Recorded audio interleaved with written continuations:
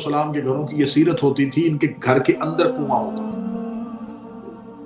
کیونکہ عربوں میں پانی لینے کے لیے قبائل باہر جایا کرتے تھے، اور امامت کے ہاں اس گھر کی عزت دار مستورات بلکہ اس گھر کی کنیزیں جو ہیں وہ بھی گھر کی چار دیواری کے اندر رہتی تھی، تو گھروں کے اندر کنواں کھودتے تھے تاکہ پانی کا انتظام گھر سے ہو سکے۔ تو کنواں گھر کے اندر تھا۔ امام حسن عسکری علیہ السلام، امام علی نقی علیہ السلام نماز پڑھ رہے ہیں، اور کتابوں لکھا کہ بالکل بچپن ہے امام حسن عسکری علیہ السلام کا، بلکہ یہاں تک وہ لکھا گیا ہے، جو لفظ لکھا گیا ہے کہ وہ گھٹنوں کے بل چل رہے تھے۔ تو امام کنویں کے اندر چلے گئے، کنیزوں نے شور برپا کر دیا، اور وہ امام علی نقی علیہ السلام کے جائے نماز اور مصلی کے قریب آ کے اپنے سر اور رانوں کو پیٹنا شروع کر دیا کہ شاید فرزند رسول فوراً نماز کو یہیں پہ ختم کرے۔ تو یہ شرعی طور پہ ہے کہ اگر کسی مومن کی جان خطرے میں جا رہی ہو اور آپ پر واجب ہو جاتا ہے کہ آپ نماز کو وہیں پہ روک دیں، جان بچانے کے لیے آپ کو نماز چھوڑنی پڑ جاتی ہے، لیکن امام نے نماز جاری رکھی۔ اب کتابوں نے دو طرح سے اس واقعے سے نتیجہ نکالا۔ ایک تو جب امام علی نقی علیہ السلام کی صورت لکھی تو امام کی عبادت کے عروج کو تذکرہ کیا کہ امام علی نقی علیہ السلام کی عبادت کا یہ عالم تھا کہ بیٹا بھی گر گیا، لیکن امام نے مصلی نہیں چھوڑا۔ اور جنہوں نے امام حسن عسکری علیہ السلام کا معجزہ لکھا انہوں نے کہا یہ معجزہ تھا، لیکن اس میں سے جو حقیقت تھی اس واقعے میں، یہ اس واقعے سے انکار نہیں کروں گا، بالکل واقعہ ہے، لیکن نتیجہ نکالیں گے۔ امام حسن عسکری علیہ السلام کنویں کے اندر کیوں گرے؟ اس سے پہلے کنویں کے اندر ایک نبی بھی گرا تھا جسے بھائیوں نے پھینکا تھا، اور نام جس کا یوسف تھا۔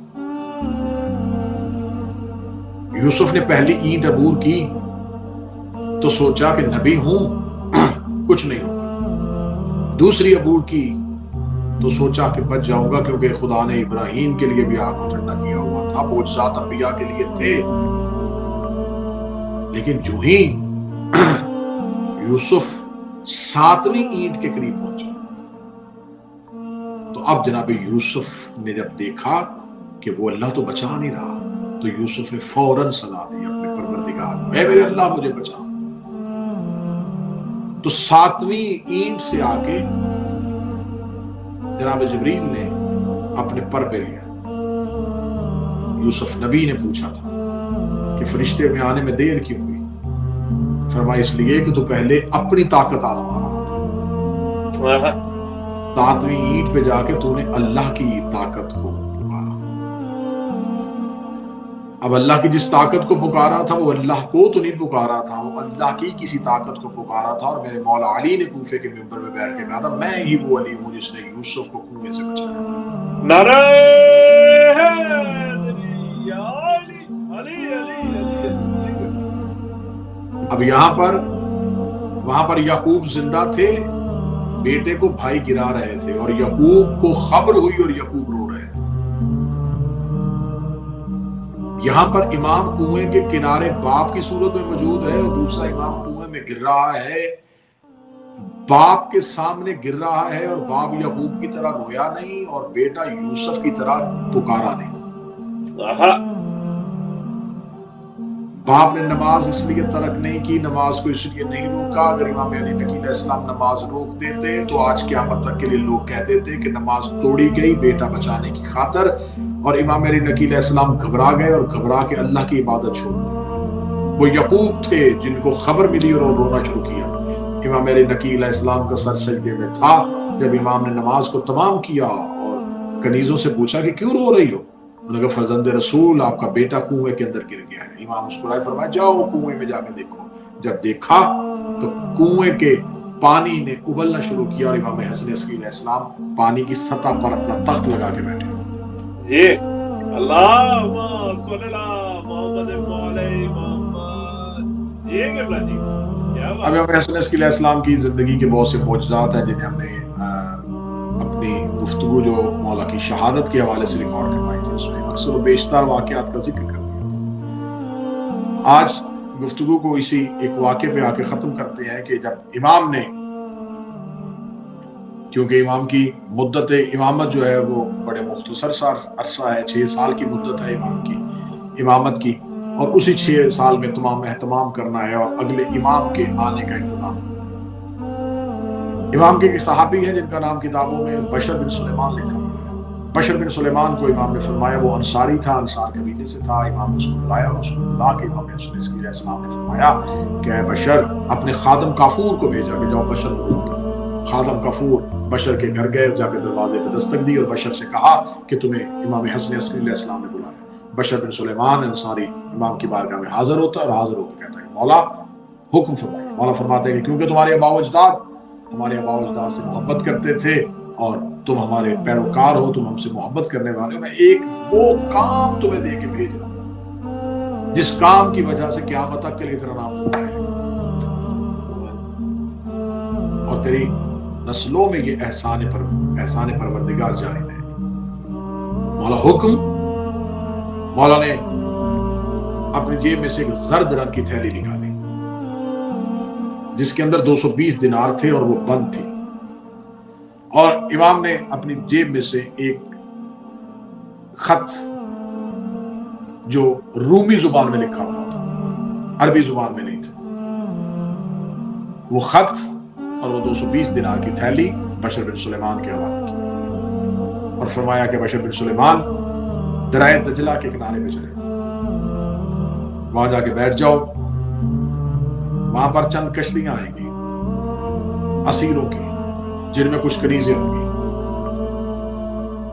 کیونکہ وہ بندرگاہ ہے، وہ پورٹ ہے، وہاں پر تجارتی کشتیاں بھی آتی ہیں، غلام اور اسیروں کی کشتیاں بھی آتی ہیں، تو وہاں پر ہمہ وقت بنی عباس کے سپاہی پہرا دے رہے ہوتے ہیں۔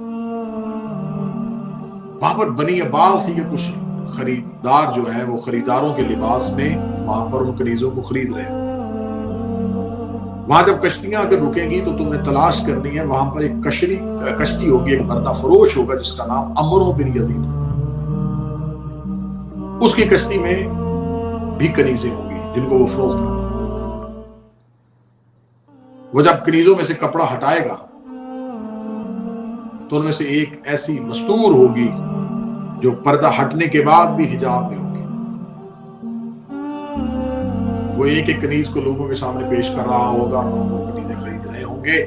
جب ساری کنیزیں بک جائیں گی اور وہ کشتی میں واپس آ کے اس مستور سے پوچھے گا کہ تو کشتی سے باہر کیوں نہیں آ رہی، تو وہ کہے گی کہ مجھے خریداروں کے سامنے نہ لے کے جا، مجھے یہیں میں بیٹھا رہنے دے، میں تم سے وعدہ کرتی ہوں کہ میں چلی جاؤں گی لیکن مجھے کسی کا انتظار ہے۔ اس کا چہرہ نقاب سے لپٹا ہوا ہوگا، اس کے وہ باحجاب ہوگی۔ اتنے میں تو سامنے آ جانا اور سامنے آ کے عمرو بن یزید جو وہ بردہ فروش ہوگا اسے آ کے کہنا کہ میں اس کنیز کا خریدار۔ عمرو بن یزید تم سے دینار مانگے گا تو تم یہ تھیلی اس کو دے دو، وہ کنیز تمہارے ساتھ آنے سے انکار کرے گی، مستور تمہارے ساتھ آنے سے انکار کرے گی تو اسے یہ خط دے دو۔ بالکل امام کے بتائے ہوئے واقعے کے مطابق بشر بن سلیمان وہاں پہ جا کے بیٹھ گئے، جیسا جیسا امام نے کیا تھا ویسا ویسا ہوا۔ آخر جب اس مستور کی آواز آئی کہ مجھے کسی کا انتظار ہے تو بشر بن سلیمان سامنے جاتے ہیں، سامنے جا کے عمرو بن یزید بردہ فروش سے جا کے پوچھتے ہیں تو وہ 220 دینار مانگتا ہے۔ تو جب وہ دینار کی تھیلی کھولتا ہے تو اس میں 220 دینار ہی ہوتے ہیں، وہ 220 دینار اسے دیتا ہے، اور جب اس مزدور کے پاس جاتا ہے تو وہ کہتی میں اللہ کی پناہ چاہتی ہوں تجھ سے، جیسا کہ مریم نے فرشتے سے کہا تھا، میں اللہ کی پناہ چاہتی ہوں تجھ سے۔ وہ فوراً ایک خط نکالتا ہے، خط نکال کے دیتا ہے، وہ مستور چادر کے اندر اس خط کو پڑھتی ہے اور زاروں کی تار رونا شروع کر دیتی ہے اور جلدی سے اٹھ کے تیز تیز چلنا شروع کرتی ہے اور کہتی ہے با خدا مجھے اسی کا انتظار تھا، با خدا مجھے اسی کا انتظار تھا، با خدا مجھے اسی کا انتظار تھا۔ بشر بن سلیمان جب اس شہزادی کو لے کے کشتی میں بیٹھتا ہے اور وہ چلنا شروع کرتا ہے تو وہ رستے میں پوچھتا ہے کہ اے عزت دار بی بی، اے باعزت خاتون، آپ کون ہیں کہ آپ کے آنے کا اتنا بہترین انتظام امامت کی طرف سے؟ تو وہ بول کے بتاتی ہے کہ میں بنت یشوع کی بیٹی جو عیسیٰ کے حواریوں میں سے ہے اور کیسر روم کی پوتی۔ میرے دادا کیسر روم نے میری شادی کا انتظام کیا جب میں 13 سال کی تھی. میری شادی کا بندوبست میرے یہ اپنے چچا کے بیٹے کے ساتھ ہوا. جب اس وقت سلیبیں لگا دی گئی, تخت لگا دیے گئے, روسا اور پادریوں کو بلا لیا گیا, سلیبیں اٹھا دی گئی, پادریوں نے انجیل اٹھا کے ہاتھوں میں پڑھنی شروع کر دی. لیکن عین عقد کے وقت اس تخت کے پائے ٹوٹ گئے, وہ دلہا زمین پہ گر کے بے ہوش ہو گیا, سلیبیں ٹوٹنا شروع ہو گئی. اس دور کے پادری جو تھے وہ پریشان ہوئے. انہوں نے کیسر روم سے کہا کہ یہ مذہب عیسائیت کی خطرے کے لیے علامت ہے, لیکن ہو سکتا ہے کہ اس لڑکے کی نحوست ہو. لہذا اس کو وہاں سے اٹھایا گیا, دوبارہ تخت اٹھائے گئے, دوبارہ پھر تخت کو سجایا گیا, اور پھر سلیبیں اٹھائی گئیں, اور پھر اس کے دوسرے بھائی کو تخت پہ بٹھایا گیا, اس کے ساتھ عقد طے کیا گیا. لیکن عین عقد کے ٹائم پہ پھر دوبارہ تخت ٹوٹ گیا, پائے زمین پہ گر گئے, سلیبیں ٹوٹنا شروع ہو گئیں, اور پادریوں نے انجیل سر پہ رکھ کے اونچی اونچی آواز میں چیخنا شروع کر دیا. کیسے روم اپنے گھر کے اندر چلا گیا, اپنے آپ کو ایک کمرے میں بند کر لیا. میں نے بھی اپنے آپ کو ایک کمرے میں بند کر لیا. آخر جب میں اپنے آپ کو کمرے میں بند کر کے بازاروں کتاب ہو رہی تھی کہ ہو سکتا ہے کہ یہ لڑکوں کی نحوست نہیں, شاید یہ میری وجہ سے ہو, یہ میرے بخت اور میرے نصیب کی وجہ سے ہو. میں ابھی رو رہی تھی, یا میں روتے روتے سو گئی, تو میں نے خواب میں دیکھا کہ 4 مستورات آئی ہیں. میں نے ان سے پوچھا آپ کا نام, انہوں نے کہا ایک کا نام مریم ہے, ایک کا نام حوا ہے, ایک کا نام آسیہ ہے, ایک کا نام سارہ ہے. میں نے مریم, کیونکہ میرے باپ یشوع جو ہیں وہ کیسرے جو میرے باپ تھے وہ عیسیٰ کے حواریوں میں سے تھے, میں عیسیٰ کے حواریوں کی نسل میں سے تھی. میں نے جناب مریم کا اٹھ کے استقبال کیا. میں نے کہا ہے عزت مآب شہزادی ہے عیسیٰ کی ماں, میں آپ ہی سے توسل کر رہی تھی, میں آپ کا انتظار کر رہی تھی, مجھے بتائیے یہ جو کچھ میرے ساتھ ہوا یہ ماجرا کیا ہے. فرمایا یہ ہوا نہیں, یہ کروایا گیا ہے, یہ خدا کی طرف سے طے شدہ تھا, کیونکہ خدا نے عیسیٰ کو وہ مقام دینا تھا.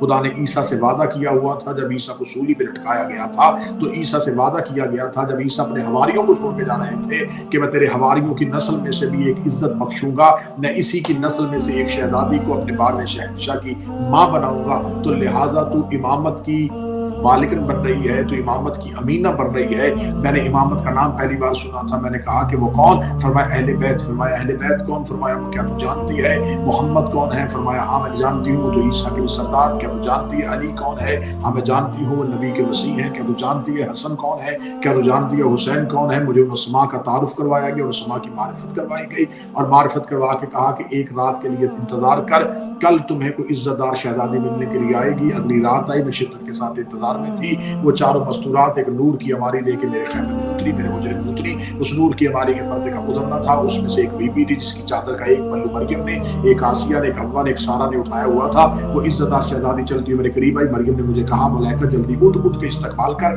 میں اٹھی, میں نے اٹھ کے 2 ہاتھ پیشانی پہ رکھ کے سلام کیا. سلام کرنے کے بعد میں نے جناب مریم سے پوچھا ان کا تعارف کیا ہے. فرمایا یہ فاطمہ بنت محمد ہے, یہ نبی کی بیٹی ہے. میں نے بی بی کا سنا, میں نے بی بی کے قدم مبارک پہ اپنے ہاتھ رکھے. میں نے بسم اللہ پڑھ کے بی بی کے پاؤں کو چوما. بی بی نے میرے سر پہ ہاتھ رکھے, کہا مبارک ہو تو میرے مہدی کی ماں بننے جا. اللہم صلی اللہ محمد علیہ محمد. یہ قبلہ جی. تو میں انتظار میں ہو گئی کہ وہ کون ہے. تو پھر مجھے یہ ایک بہت لمبی روایت ہے جو تمام غیبت کی کتابوں میں لکھی ہوئی ہے, اور شاید میں نے اپنی کسی گفتگو میں اس کو ریکارڈ بھی کروایا ہو. تو پھر مجھے خواب میں امام حسن عسکری علیہ السلام کی زیارت ہوتی ہے. رسول میرا عقد 11 شہنشاہ سے پڑھتے ہیں, علی میرے گواہوں میں ہوتے ہیں, اور میرا عقد امام حسن عسکری سے پڑھ دیا جاتا ہے.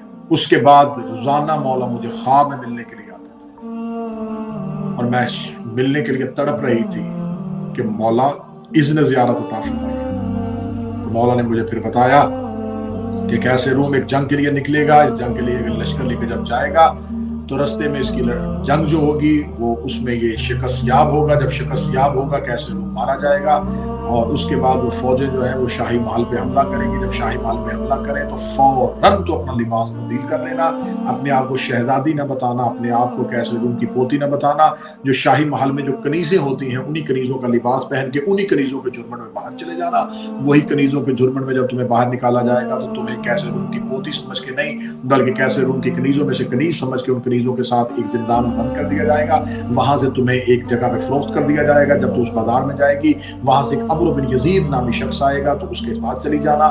وہ تمہیں خرید لے گا, وہ خرید کے تمہیں کشتی میں بٹھائے گا, کشتی میں بٹھا کے دریا دجلہ کے کنارے جائے گا. جب دریا دجلہ کے کنارے جائے تو بنی عباس کے لوگ مختلف کنیزوں کو خریدنے کے لیے جائیں گے. تو اپنے پردے اپنے حجاب میں بیٹھی رہنا. میں ایک قاصد کو بھیجوں گا جو تمہیں رومی زبان میں میرا خط دے گا, اس کے ساتھ میرے گھر چلی آنا. नारा हैदरी या अली अली अली अली। क्या बात। इमाम हसन अस्करी अलैहिस्सलाम की हवेली में शहजादी मिस्ल उम्मुल बनीन जाती है, जैसे बीबी उम्मुल बनीन मौला अमीरुल मोमिनीन के घर में आई थी। ये शहजादी जो इमाम हसन अस्करी अलैहिस्सलाम की ड्योढ़ी में पहुंचती हैं, दहलीज अक़दस में सर सीधे पर रखती हैं, दहलीज को चूमती हैं और चूम के कहती हैं कि बाखुदा मैं इस घर की कनीज़ी के लिए आई। इमाम हसन अस्करी अलैहिस्सलाम की बहन जनाब हकीमा खातून शहजादी का दरवाजे से इस्तकबाल करती हैं।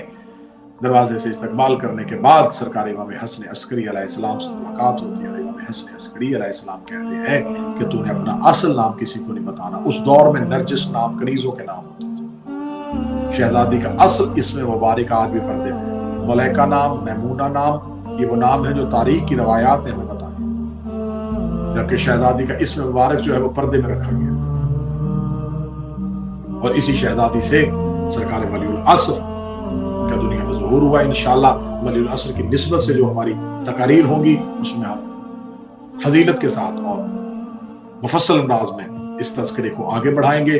तब तक के लिए हमें इजाज़त दीजिए इस दुआ के साथ, मौला अली मोहम्मद अलैहिस्सलाम आपको अपनी मोहब्बत और मारिफत नसीब फरमाए। इसी तरीके से हमारी गुफ्तगू को सुनते रहिएगा। इस चैनल विलायत अली को सब्सक्राइब कीजिएगा, बेल आइकॉन को दबाइएगा ताकि आने वाली तमाम मालूमाती प्रोग्राम, तमाम मालूमाती मजालस, तमाम महाफल, तमाम एहतमाम आप तक पहुँच सके। मालिक सैयद इंतज़ार शाह साहब की तौफीकात में इजाफा फरमाए। सलाम अलैकुम या अली।